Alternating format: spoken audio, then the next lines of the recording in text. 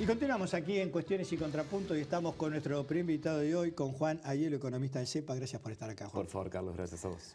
Bueno, se fue Duhovne, viene la CUN, final de, me parece final, viste, de una obra, crónica de muerte anunciada, ¿cambia algo? Y yo creo lo fundamental, digamos, no, por ¿cambia eso algo? iba a ese punto. Yo creo que es una obra en la cual los actores, los nombres propios de los actores en realidad pasan a un segundo plano, porque lo que no cambia, que es lo importante, es el modelo. El modelo económico sigue siendo exactamente el mismo, Duhovne antes, la CUNS ahora, pero vamos a seguir con un modelo de altas tasas de interés, con un modelo de apertura de la economía, del mercado financiero, del mercado cambiario. Digo, las bases, los cimientos del modelo, que también es donde hay que ir a buscar lo que pasó el lunes posterior a las PASO, va a seguir siendo lo mismo. Entonces, en definitiva, de acá a diciembre no creo que los números de la economía en su conjunto, los números macro, cambien mucho. De hecho, ni siquiera toda la apuesta del gobierno estaba metida en controlar el dólar y bueno, se le fue de las manos la semana pasada, ¿no? ¿Se le fue de las manos o lo dejó que se les vaya? Porque según el Banco Central no intervino, dejó que suba y bueno, hasta Redrado dijo que tenían orden de no intervenir y después por lo que salió a decir el presidente parecía que era toda una operación para castigarnos por el voto, digamos. ¿Podrían haber salido antes? Sí, seguramente podrían haber salido antes de intervenir. Creo que lo hicieron a eso de las 11 de la mañana, 11:30, digo, ya ha pasado bastante la rueda. No obstante, también en realidad el precio con el que nos fuimos del dólar del viernes era mentira. Los 46 pesos que valía el dólar no valían. Venía totalmente apalancado por las altas tasas, por las ventas constantes. Digo, era un dólar artificial. ¿Y los Entonces, 57, 58 de ahora también es artificial o es y los 57, 58 es un dólar de equilibrio. Digo, en términos reales, en términos del tipo de cambio real multilateral, está en valores de septiembre del año pasado. Las intenciones de la CUNSA, de hecho a esto íbamos un poco, son de mantenerlo en ese estado. Hay una banda medio virtual de entre 57 y 61 pesos, que es donde lo quieren mantener. Ha sido claro. De hecho, fue un mensaje. A mí lo que me transmitió el mensaje de la CUNSA fueron dos cosas. Primero, que le hablaba a los mercados. O sea, no fue un mensaje para hablarle a aquel que la está pasando mal, al empresario pyme que no vende, a aquel que se ve muy afectado, como vos siempre decís, por los 2 metros cuadrados más importantes que tiene alguien, que es el de la heladera y el de la alacena. A esas personas no les habló.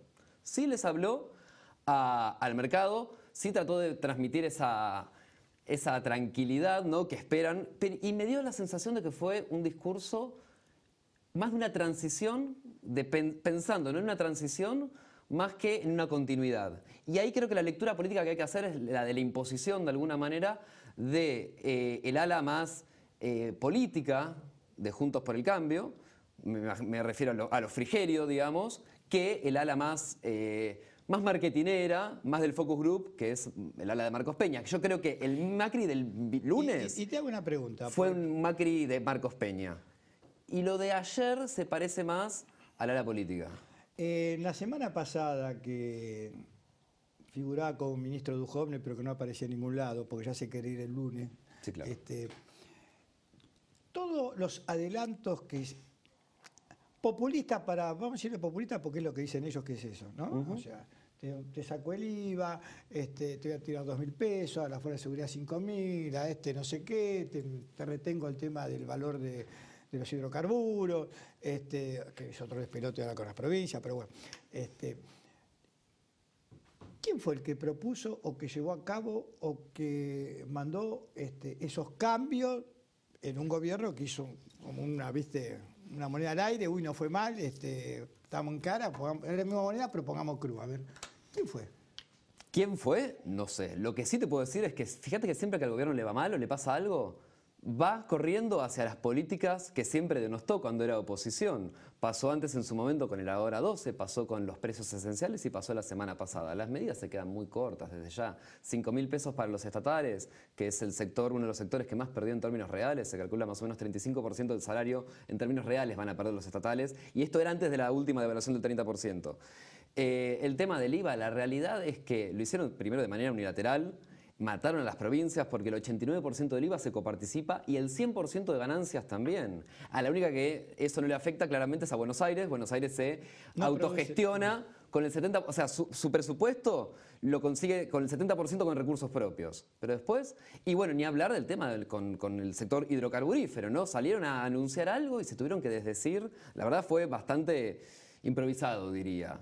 Pero las medidas no alcanzan, son un paliativo, ayudan un poco, pero la realidad es que se quedan muy a mitad de camino. Y particularmente el tema de el IVA 0%, primero eso no llega a la gente. Porque la realidad es que eso a lo sumo el empresario va a recomponer algún margen, va a recomponer rentabilidad. Y después, por otro lado, ¿cómo haces el control? Primero y principal, al comerciante que ya estaba estoqueado, ¿no? O sea, que ya pagó ese IVA. Ya pagó ese IVA, ¿qué lo va a descontar? ¿Y qué va a ir a hacer una devolución en la FIP? Hablando mal y pronto, es que hace un chino. Y por el otro lado me imagino, no sé, el panadero que compra una bolsa de harina y aquella que la utiliza para las facturas deberían tener IVA y aquella que va para el pan no. Entonces creo que fue una medida un poco más para salir a decir que hicimos algo histórico, apelando, viste, un poco a la épica que a la realidad. Hubiese quedado mejor, por ejemplo, hacer el descuento directo vía la bancarización, digamos, bueno, a los jubilados, subsidiar la demanda. Digo, sí tienen herramientas para subsidiar. Si vos realmente tenés intenciones de hacer algo que llegue a la gente, puedes hacerlo a través de la demanda. Ahora se reunió con el campo, le dijo que no iban a tocar las retenciones. Digamos, uno lo que observa es que en realidad están desfinanciando al Estado. No, pero por eso, bueno, eso sin ir más lejos, siempre el tema del déficit se ve por el lado del gasto, nunca por el lado de los ingresos, es algo que siempre decimos, ¿no? Porque vos entrás en el círculo vicioso del ajuste, ajustás, se achica la economía, recaudás menos, para entonces volvés a ajustar y caes siempre en ese círculo vicioso, particularmente. Y por otro lado, vuelvo a lo que decía al principio, digo, no se mueven del esquema, de su esquema, digo, nunca estuvieron de acuerdo con las retenciones, de hecho las retenciones las terminaron poniendo y con un valor fijo, que obviamente se deprecia, se licúa con la depreciación de la moneda casi por orden del Fondo Monetario Internacional. Fondo Monetario que no mostró un respaldo tan fuerte como el que venía mostrando. Digo, hubo una declaración, van a venir, yo creo que los 5.400 millones de dólares los van a liberar, pero también es llamativo, ¿no? Como todos los actores que firmaron el memorándum con el fondo, ninguno está hoy en día. No está Christine Lagarde, no está Sturzenegger, no está Duhovne.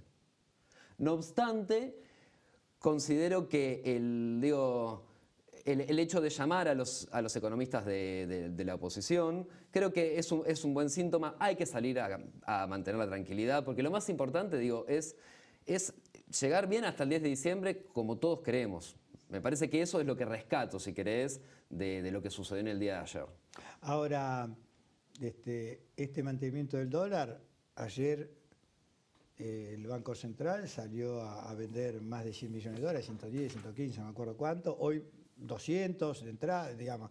O sea, hay un drenaje, digamos. Sí, va a haber un drenaje constante de divisas. ¿Tenemos guita para ese drenaje de acá hasta octubre y hasta diciembre? Sí. Para hacer ese drenaje, 200, 300. Sí, vamos a volver obviamente a la política ortodoxa. Hoy la tasa cerró en 74,97, 75 prácticamente. Digo, el modelo Cambiemos se sostiene. Por eso los cimientos de la política económica no cambian ni un poquitito así. De hecho, fíjate que la CUNSA en ningún momento habló de ponerle algún esquema de regulación, algún esquema de encaje mínimo para los capitales que van y vienen. No habló en ningún momento, te decía, a aquel que agrega valor en la economía. No le habló a ese sector. El esquema Cambiemos se mantiene, tal vez con vistas ya, y como te decía, de pensarlo más en un esquema de transición que en un esquema de, bueno, renovaremos. Y Fernández dice, no hagan olas, no dice nada, pero imagino que deben estar trabajando ya todos sus equipos para el 11 de diciembre. Sí, por supuesto. Porque, digamos, es evidente que se van a encontrar con una multiplicidad de problemas tremendo. Desempleo récord, la industria prácticamente parada, trabajando a casi un 50% de su capacidad, pymes que cierran, salarios deprimidos, se va a encontrar como él dice, con la economía apagada, literalmente. Entonces, bueno, ahí con las tarifas altísimas, y ahí de a poco tenés que empezar a... Y con la peor herencia, porque digo, hablando de pesada herencia, ¿qué es una pesada herencia? Un memorándum con el Fondo Monetario Internacional. Digo, un acuerdo con el Fondo Monetario Internacional, eso es realmente una pesada herencia porque es un acreedor que te digita la política económica. ¿Estoy equivocado o lo más fuerte que dijo en materia económica Fernández fue sacar del dólar, digamos, dolarizar las tarifas?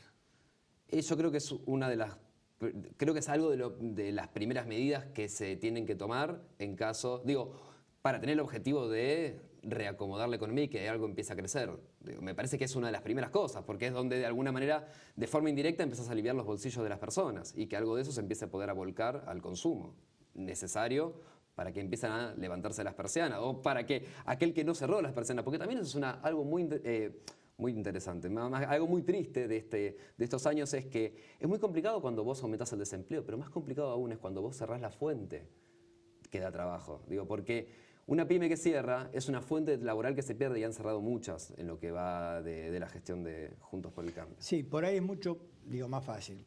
Por ahí es más fácil también poner en marcha el 40% de las máquinas que hoy están paradas si la empresa está abierta, que levantar la persiana de la empresa. Persiana que se cierra, persiana que es muy complicada abrir. Bueno, no, o sea que, pero me parece que también para dar un poco de tranquilidad, yo entiendo que Fernández diga yo soy recién un candidato, no soy ni electo ni nada por el estilo, pero evidentemente todos lo buscan a él. Sí, todos lo buscan a él. Todos lo buscan a él. ¿Cómo sigue esta historia? Pero la realidad es que institucionalmente él no es nadie todavía. Digo, el presidente es Mauricio Macri tiene el teléfono de la CUNSA, Mauricio Macri tiene el teléfono de Guido Sanleris y Mauricio Macri es quien tiene que gobernar hasta el 10 de diciembre. Yo entiendo, de hecho, Alberto fue claro en ese sentido, si el Fondo Monetario quiere hablar conmigo, que vengan ellos acá a Argentina. Digo, ¿en calidad de qué va Alberto Fernández? Él es, claramente él es el candidato de la oposición que sacó mayor cantidad de votos, pero institucionalmente, Alberto Fernández... Lo que pasa es que hoy Macri tiene el poder de la lapicera, pero sin poder político, vaciado su poder político, y Fernández es el poder de los votos, y de la enorme diferencia que sacó, y que las últimas encuestas dan más diferencia todavía, o sea que hasta Macri puede llegar a añorar los votos que sacó en agosto cuando llegue la elección de octubre. Sí, claro, pero mira, hasta casi en términos psicológicos lo podríamos hablar de esto. Yo creo que lo que tiene que hacer Mauricio Macri es resolver esa dualidad que tiene entre el candidato y el presidente y que gobierne hasta el 10 de diciembre porque para eso fue elegido por mandato popular en 2015. Es que yo creo que aparte de eso hay una cuestión. Mauricio Macri cree que su destino es o la Casa Rosada o Comodoro Pi. Entonces es muy preocupante, porque no es que hay un término intermedio, bueno, me voy del gobierno y punto. Y acá esto, y no es el misterio de la venganza ni nada por el estilo, simplemente que, bueno, vos sabés cómo es esto de cuando judicializás la política, después eso te vuelve en contra, esto es así también, ¿no? Tiene 92 causas, algunas de ellas muy, pero muy embromadas, y entonces uno entiende a veces su nerviosismo y cuando vio los números de la elección, porque bueno, como dice por ahí Asís, teme perder su capacidad ambulatoria. Sí, bueno, no obstante yo espero que ese nerviosismo no lo lleve a repetir el Mauricio Macri del lunes post-paso, porque la realidad es que el Nerón que incendia todo. Claro, porque no, en definitiva, creo que eso es algo que no ayuda a nadie, menos a él, digo. Creo que el lunes mismo habrá perdido unos cuantos votos, o sea, hablando en términos netamente electorales. Entonces creo que ese Mauricio Macri no beneficia a nadie, ni siquiera a él mismo, y menos a sus fantasmas, ¿no? En el caso de que los tenga. ¿Tenés algunos datos de cómo estamos hoy en cuanto a la cantidad de pobres y en cuanto a la cantidad de marginales que tenemos hoy en Argentina? Mira, la pobreza, en realidad el INDEC mide la pobreza cada 6 meses, no por una cuestión de estacionalidad, por una cuestión de que entran los aguinaldos en junio y en diciembre, pero hubo un aumento pasó más o menos alrededor, pasó del primer trimestre del año pasado, o sea, 2018, que estábamos en 25 y algo de puntos, saltó al 34 aproximadamente, se sumaron más de 3.600.000 pobres. Esto, a ver, insisto, no es que el dato oficial el INDEC lo publica, pero por un lado el INDEC publica la canasta básica total y por el otro lado se publica el dato de inflación, entonces lo que se puede hacer es calcular cuánto subió esa canasta. Entonces, en definitiva, se han sumado más o menos en áreas urbanas 3.600.000 pobres. Cuando contás las áreas rurales también, obviamente son más. Las mediciones, digo, y eso también es una pesada herencia, ¿no? Sí, estas mediciones se hacen igual en todos los países o cada país tiene su propia forma y parámetro para medir cuándo uno es pobre o cuándo uno es indigente. Bueno, tiene mucho que ver porque ¿cómo se mide? A partir de una canasta básica. Y esa canasta básica representa en realidad la idiosincrasia y un poco digamos, las cuestiones propias de cada una de esas regiones. No obstante, todas estas mediciones se hacen a través de estándares internacionales, entonces de alguna forma hay cierta comparabilidad, pero corresponden sí a partir de una canasta básica total que es Argentina, ¿no? Entonces se genera cierta dispersión respecto, no es lo mismo la canasta básica total de un argentino que la de un brasilero que la de un italiano. Digo, la de un argentino tiene más carne. Pero ¿por qué la canasta básica de un argentino? Digo, un argentino para no ser pobre consume tanta cantidad de carne. Tal vez otra persona en otra parte del mundo donde se consumen más granos no sucede eso. Bueno, Juan, te vamos a seguir invitando porque evidentemente la cuestión económica va a privar paralelamente con la política. Esto es así. Van a ir de la mano, por supuesto. Van a ir de la mano.